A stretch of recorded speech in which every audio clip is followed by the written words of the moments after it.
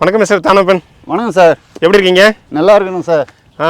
நீங்கள் சொன்ன உடனே ஆடுகள் வந்து அங்கேருந்து அவ்வளோ வேகமாக வந்துடுச்சு. ஆமாம் சார், குரல் குத்தா வரணும் இல்லை. நீங்கள் இப்போ இங்கே கூப்பிட்டீங்கனாலும் வருமா? வராது. பழக்கமான ஆடுனா ஓடி வரும். சாப்பாடுக்கு பாடு சாப்பிட்றது, தழை துண்டுறது ஓடி வரும் சார். சரி சரி, கொஞ்சம் அப்படியே ஆடுகிட்ட போகலாங்களா? கிட்ட போகலாங்களா? நீங்கள் எடுத்துக்கோங்க, உங்கள் பையன் எடுத்துக்கோங்க.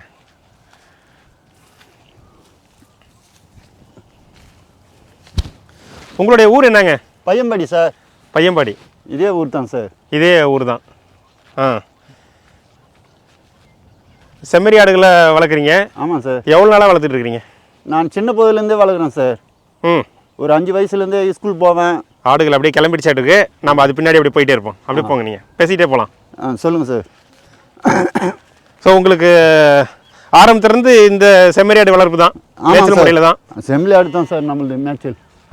மேய்க்கிறதெல்லாம் செம்மறி ஆடு தான். நான் காலம் போகிறேன். சரி, ஆடு வச்சுருந்தேன் ஒரு 20 ஆடு. இதுக்கும் அதுக்கும் செட் ஆகல. அது ஒரு மூலிகை செடிக்காக ஓடும், இது கரம்பை ஓடும், பேஜாராகிடும் சார். சரி, எண்ணிக்கைன்னு பார்த்தீங்கன்னா எத்தனை ஆடுகள் இருக்குங்க? எத்தனை செம்மறி இருக்கு? 42 ஆடு இருக்குது சார். பெரிய ஆடு, தலை ஆடு 42. இப்போ ஒரு 34 குட்டி இருக்குது சார். சின்ன குட்டி போய் இளங்குட்டி ஒரு 3 இருக்குது சார். சரி, அவ்வளோதான் சார் இருக்குது. நீங்கள் மட்டும்தான் இதை மேய்க்கிறீங்க? ஆமாம், நான் தான் சார். ஏன் இதை கூட இன்னும் கொஞ்சம் தாயாடுகளை கூட்டினா இன்னும் கொஞ்சம் வருமானம் உங்களுக்கு கூடும் இல்லையா? நான் வச்சுருந்தேன் சார் 47 ஆட்டுக்கு. 3 வருஷமாக ஒருத்தங்கிட்ட ஓட்டி விட்டேன். அது எல்லா ஆட்டையும் சாவச்சிட்டான் அவன். அப்படிங்களா? வாரத்துக்கு ஓட்டி விட்டான், மொத்தத்தையும் காலி பண்ணிட்டான் அவன். இங்கே என்னென்ன வந்து தான் உற்பத்தி ஆச்சு சார். சரிங்க, இதில் உங்களுக்கு விற்பனைன்னு பார்த்தா? விற்பனைன்னு பார்த்தா கிடா குட்டி விற்பான். இந்த வயசான ஆட்டெல்லாம் தள்ளிடுவான். வயசான ஆடுன்னா எவ்வளோக்கு எடுத்துக்குவாங்க? 6000 ரூபாய் அப்படி போகும் சார். வயசான ஆடுன்னா 6000. 6000. இதே குட்டிகள் வந்து கறிக்காகனா? கிடா குட்டி வந்து 7000 சார். 7000னா எத்தனை மாதமான கிடா குட்டி உங்களுக்கு 7000 போகும்? அதான் பொட்டாசி 1 வருஷம் ஆகணும் சார். 1 வருஷத்து குட்டி. 1 வருஷத்து குட்டி? ஆமாம், 1 வருஷத்து குட்டி 7000ங்கிறது அப்போது அந்தளவுக்கு உங்களுக்கு வெயிட் வரலையே. ஏன் இன்னும் கொஞ்சம் தாயாடை வேறு மாற்றலாம் இல்லையா? இல்லை சார், நல்ல ஆடு தான் சார். மேய்ச்சல் இல்லை சார். அப்படி போயிட்டே இருக்கலாங்க. மேய்ச்சல் கிடையாது. மேய்ச்சல் இல்லாதனால இந்த ஆடு சொல்லுங்களா சார்? இல்லைன்னா அருமையாக இருக்கும் சார் ஆடு. இந்த நேரம்லாம் விற்கிற போல இருக்கும் சார். இது அந்த குட்டிங்கெல்லாம் இது ஓடுதா? ஆமாம், அதெல்லாம் நல்லா விற்கிற போல இருக்கும். மேய்ச்சல் இல்லை. மேய்ச்சல் இல்லாதனால தான் இப்படி இருக்கு. ஆமாம். நீங்கள் எதுவும் இதுக்கு கூடுதலாக தீவனம்லாம் கொடுக்க மாட்டீங்க? இல்லை சார், தீவனம்லாம் வைக்க முடியாது சார் இதுக்கு. நம்ம கிடா வாங்கி வந்து வச்சுருந்தேன் நான். அந்த வெள்ளை கிடா, வடக்கத்தி கிடா, அது கிடா போகுது இல்லை? ஆமாம், அது போல் அதுக்கெல்லாம் புண்ணாக்கு தண்ணி வைப்பேன், மேய்ப்பேன். விற்றேன் சார் 13 ரூபா 15 ரூபா கிடா குட்டி ஒன்று. இதுவும் கூடி ஓட்டி வந்து வச்சுருந்தேன்.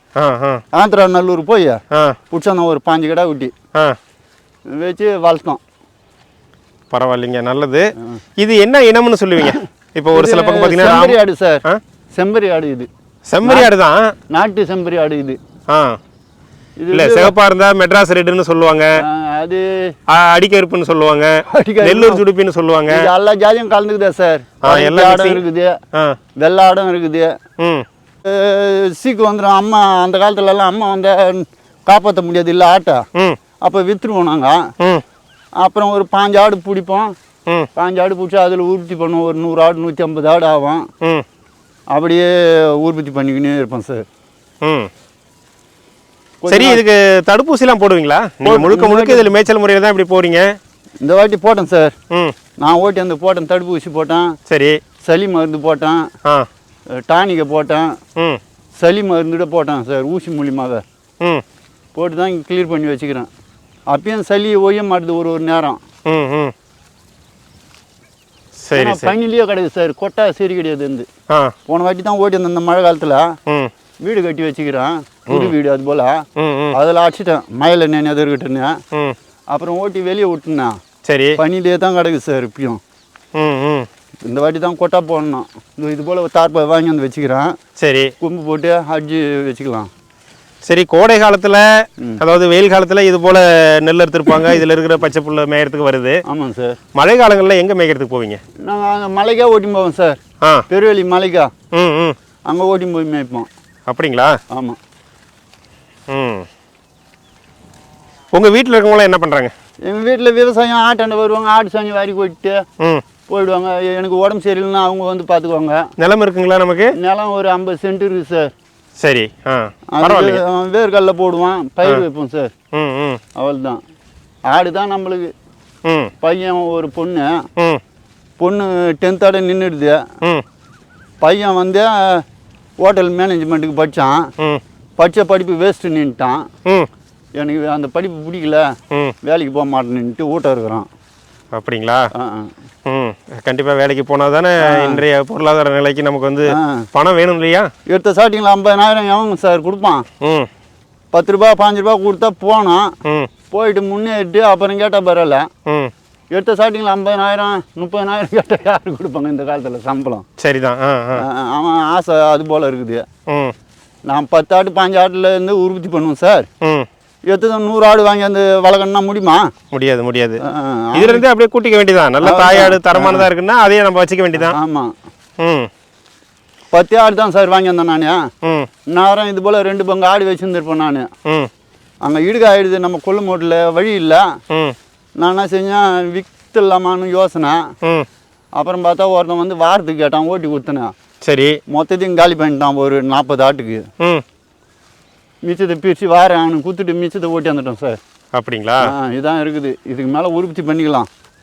சரி, வருடத்தில் இதை வந்து அதாவது வயதான ஆடாக இருக்கட்டும் இல்லை கிடாய்களை கறிக்காக விற்கிறதா இருக்கட்டும், எவ்வளோங்க உங்களுக்கு தோராயமா? எனக்கு 1 லட்ச ரூபா கிடைக்கும் சார் வருஷத்தில். ஆ, எனக்கு செலவு போக 1 லட்சம் சொல்கிறீங்களா இல்லை விற்பனை மட்டும் 1 லட்சம் சொல்கிறீங்களா? விற்பனை மாட்டோம் சார். செலவு எல்லாம் என்ன சார் செலவு? ஒரு 5000 ரூபாய் செலவாகும் இதுக்கு வருஷத்தில். அவள் தான் சார். ம். ம். நீங்கள் 7000க்கு விற்கிறேன்னு சொன்னீங்க. 20 கடாய் வருஷத்துக்கு விற்றாலே அதுவே 1,40,000 வந்துடுது. ஆயிடும். 20 கடை இல்லை சார், இந்த வாட்டி 17 கடை தான் இருக்குதுயா. சரி. எப்படியும் ஆடு ஓடுறதுக்கு ஒரு கடை நிறுத்துவேன். அப்புறம் 16 கடை விட்டி தான் இருக்குது சார். அப்புறம் ஒரு 10 ஆட்டை இந்த வாட்டி விற்றுருவேன். அதில் என்ன லாபம் கிடைக்கிறது இல்லை. சரி, நம்மளுக்கு லாபமே.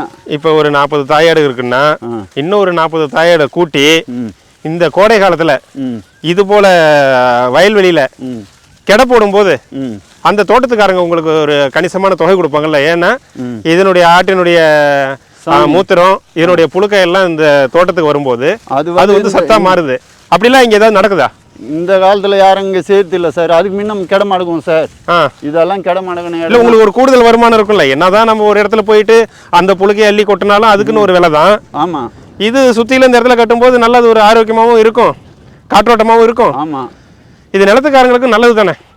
அவங்களுக்கு தெரியலையா கெடைன்னா என்னன்னு கேட்பாங்க இப்போ இருக்கிறவங்க. அந்த காலத்தில் நான் சின்ன பையனாக இருக்கும் போதே ஒரு 5 வயசு இருக்கும் போதெல்லாம் எல்லாரும் இப்போ இது நம்ம கைங்க தான் சார். சரி. அதில் எல்லாம் மடக்குவோம், நாங்கள் கெடை மடக்குவோம்.